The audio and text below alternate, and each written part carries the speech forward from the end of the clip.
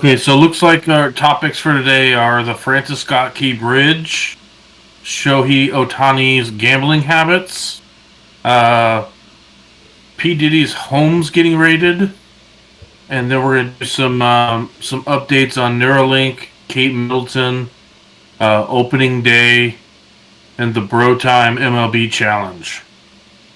This is weird, man. This was a weird last couple of days. Yeah.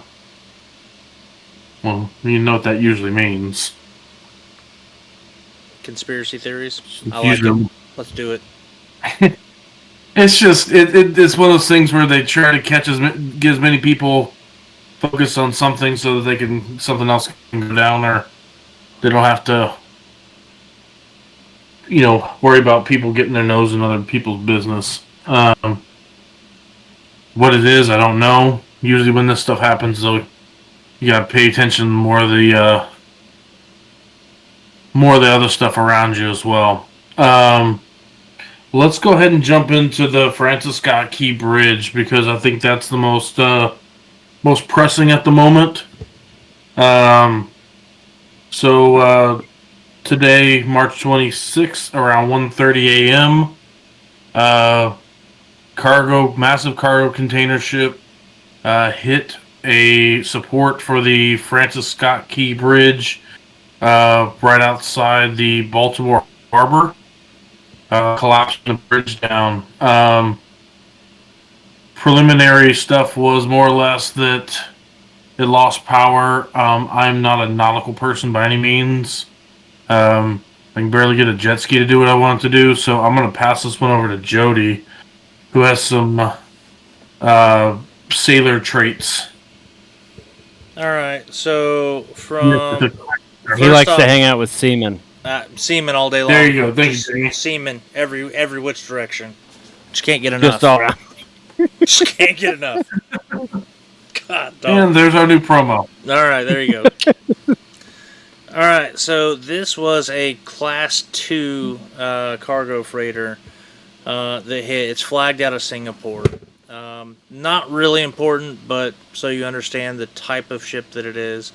I don't have the current engineering plant set up on this one, but it's a lot like the Maersk, which was the one that was grounded back in 2021, I think.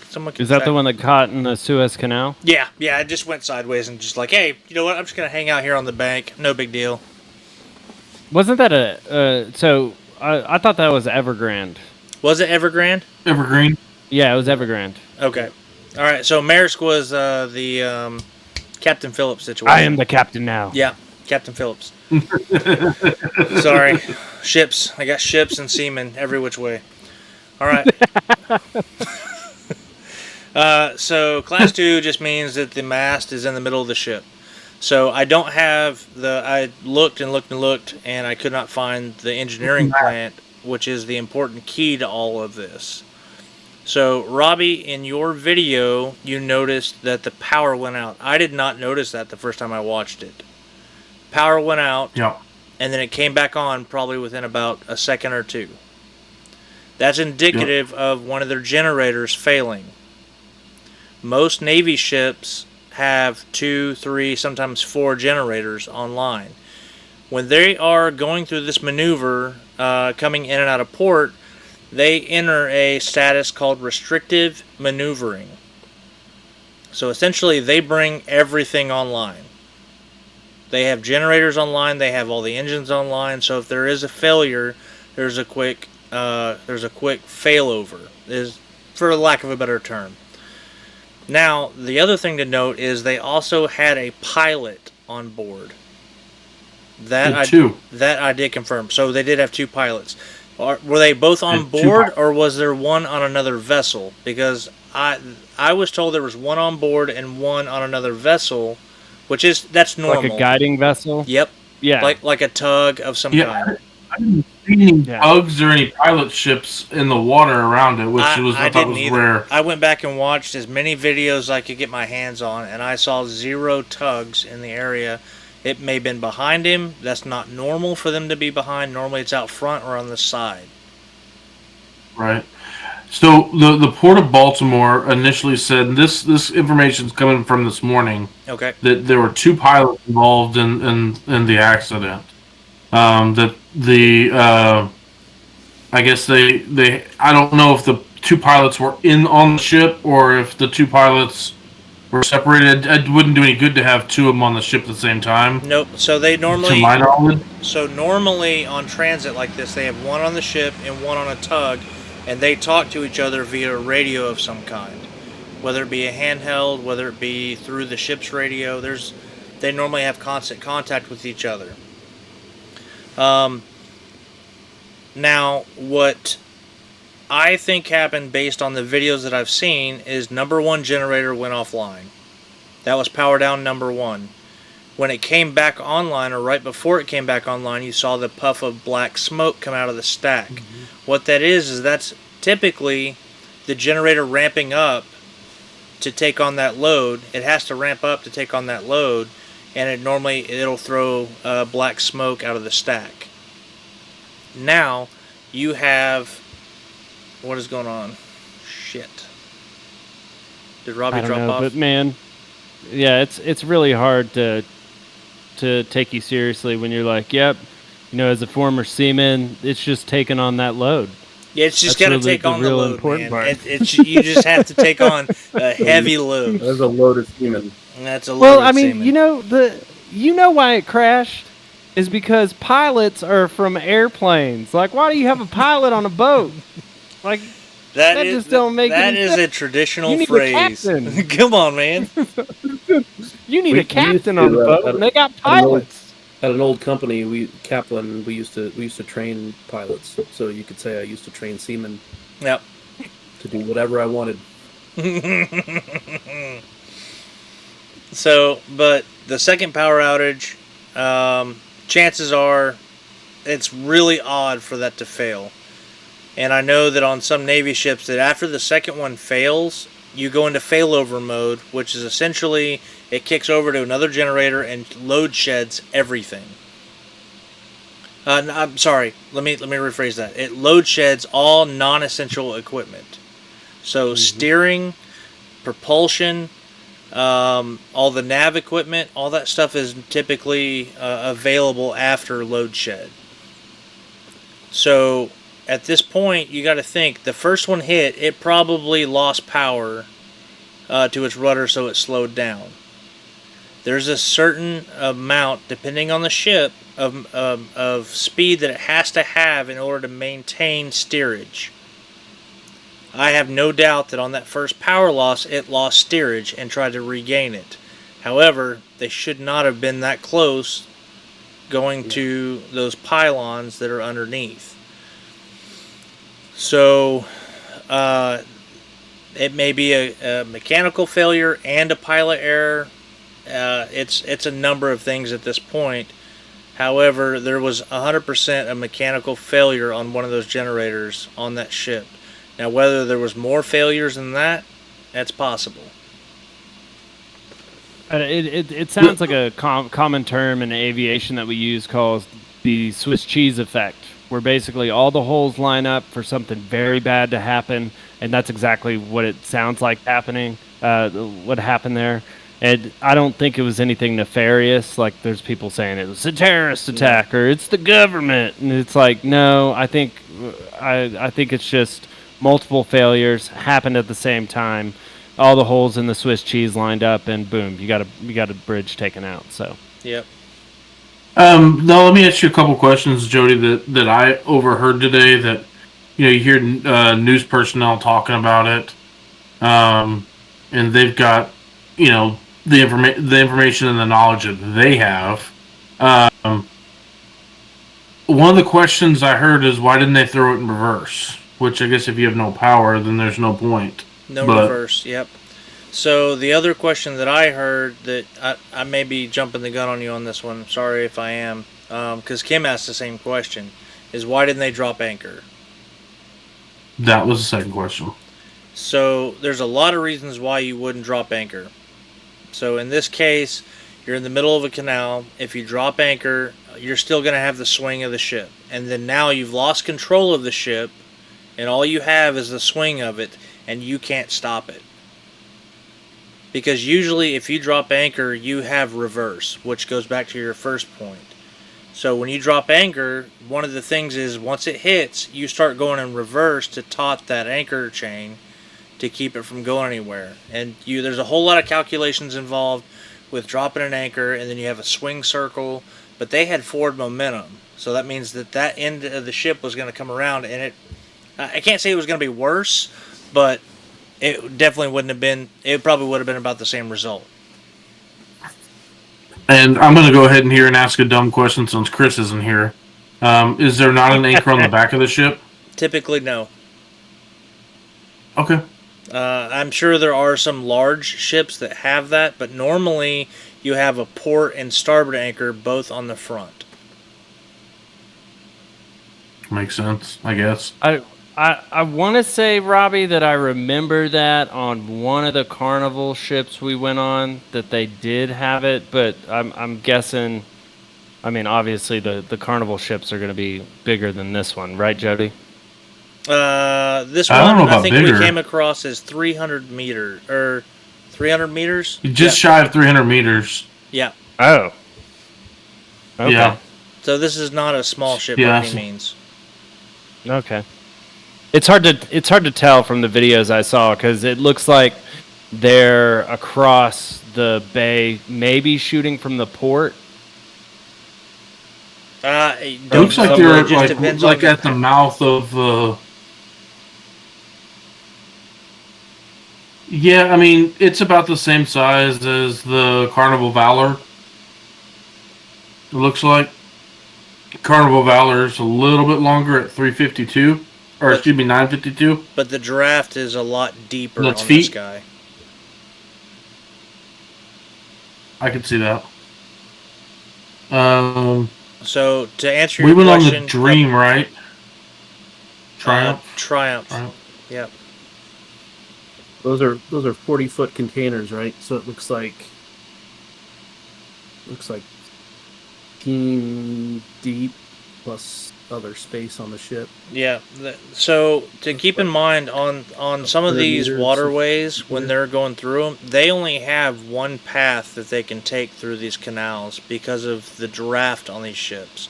So when they come in empty. Their draft is shallower. They can take a different path, but leaving when the draft is heavier and they're sitting lower in the water, there's typically only one path that they can take. Now, this one came in heavy, was leaving light, if I'm not mistaken. I'll have to go back and look at the video again. But I don't know that matters too much. I was looking more at everything else. But Jamie, just for your information, that the Triumph we were on was 893 feet. This one was just over 900 feet. Yeah, so just a little bit shorter. Okay. Well, the Dolly was about a little bit longer than the Triumph. Yeah. So there's that. So I don't know if you guys saw the video footage. So as of right now, they don't know how many cars were on the bridge when the bridge went down. They did radio the bridge. Were able to stop traffic. If you look at the video closely, there's crew. Yeah. And looks like the last two cars were going. I'm assuming south on the bridge that you can see. Where south is what most of the bridge stayed together, so that's good. Good on that aspect of it. The construction crew was still on the bridge. You can see in the video if you slow it down enough, the trucks. They're on the north end of the bridge, between the pylon that was struck and the one to the north of that. So it's a good chance that there's no survivors there. I mean, they've been in the water now for almost 24 hours. So they just and they said the water temperature. Yeah, your stay time in that water is non-existent. I heard something about 43 degrees was the water temperature this morning. I don't know how accurate that is. I didn't check that. At that point, your stay time is, I think, like a half hour.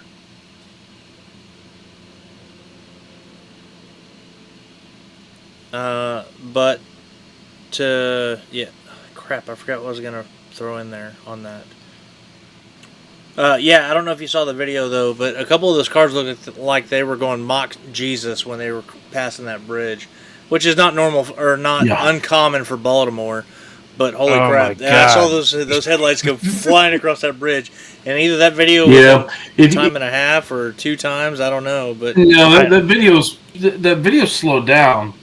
So yeah, they It went depends mock on which Jesus. one. Yeah, yeah. If it depends on which one you saw. The one I saw was sped up. But yeah, you're just Okay, so I actually can get us the exact temperature of the water when the event happened. It was at 48.4 degrees. yeah, your stay time is not good. From what I saw just before coming on, it looked like that they had called off the search for the 6 remaining bodies in the water.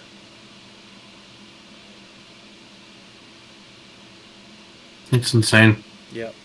And I don't know, like obviously we don't have sound there.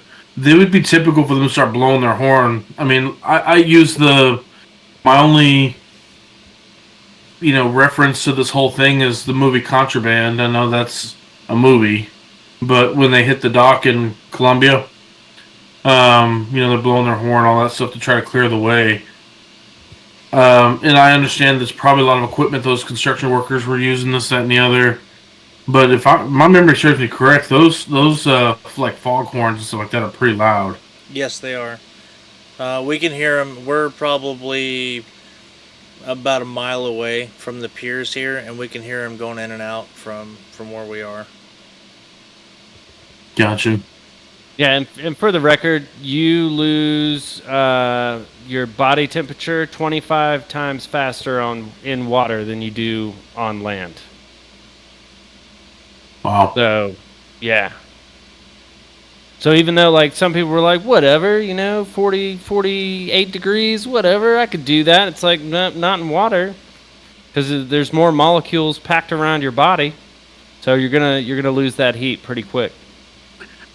And a cold shower, isn't that somewhere between like 70 and 65 degrees? Like what we would consider a cold shower? Yeah. I mean, I don't know. I don't have any fancy thermostat on my shower or nothing, but I don't know. I know it's not as cold as you think it is. What? I said ask Zach. He's probably got something like that. Yeah. I don't, right off the top of my head. So I couldn't find it, but if I recall, I think it's 5 horn blasts typically is a collision warning. So they would have had 5 prolonged horn blasts, which means collision. Yeah, but would they train construction workers that were working on a bridge? I mean, if they've been around that area, they've heard the difference in the horn blast. And I know that even Kim and I will sit here and we'll count them when we can hear them from the waterway over here. We'll count them, and she's like, "What does that mean?" And I'm like, "Well, it means this." So that's the process. We can, and it even people around us know that even if they're not on a ship, if there's a lot of horn blasts, something's wrong. yeah. Because usually 1, 2, and 3 are like general information, and then anything above that, the prolonged ones, there's something wrong.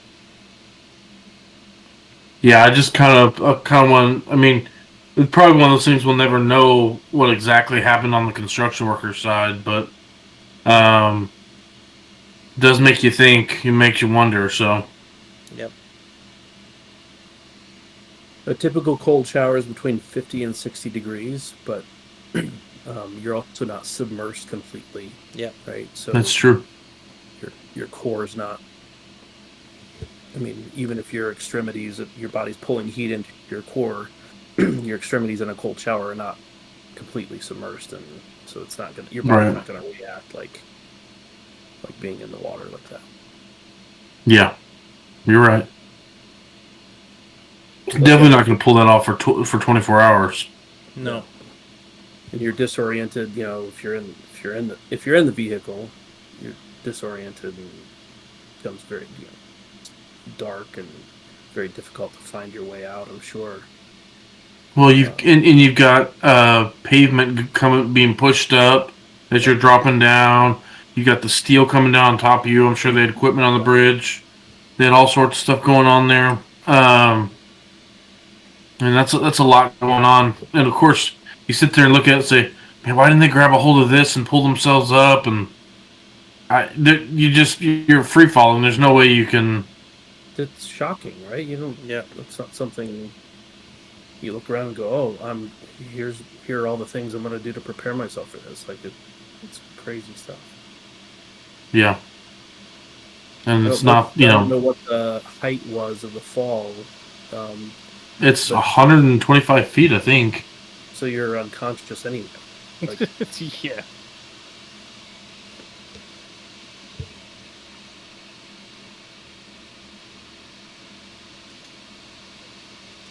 $185 ooh. Yeah, and they were at that top part of that bridge. So you think about how tall that bridge would have to be to have those container ships going underneath it anyway. Yeah. Not only that, but cruise ships and stuff going underneath that as well. One of the videos I saw was a cruise ship going under it, just to kind of give you an idea. And the bridge wasn't very wide. So it's a 2-lane bridge, isn't it? No, Or is it I think 4? I think it's 4. Okay. But anybody else got anything on this one? No, it's gonna be all speculation until the investigation comes out. NTSB is gonna do their thing. Oh, what's up, Zach? The good news is we're in really good shape. Mayor Pete was there right away. Yeah. So Right. It's going to be all sorted quick. Well, and President Biden was there as well. Yeah, he thinks that the U.S. should pay for the bridge repairs. So why not? Yeah. Why not? Was he there in Texas when the bridges went down in No. Baltimore? I don't. There's some kind of confusion, I'm sure.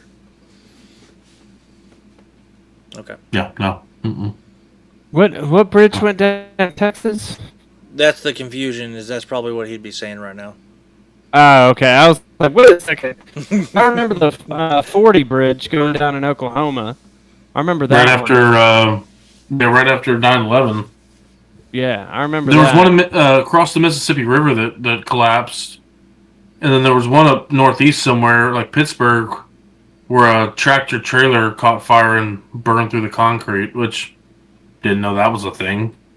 Oh, and if you've seen Mothman prophecies, there's that bridge too. Yeah. Over the Ohio. Yeah.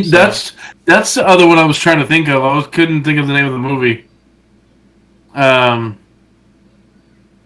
then you have the bridge in Corpus Christi that'll never get finished being built. Across the Gulf of Mexico. No, the international bridge where they fired all the construction crews in the middle of it because it was deemed unsafe, and all it was pylons. I think it's called the International Bridge or something like that. Which weird thing is, it's the International Bridge from one side of Corpus to the other.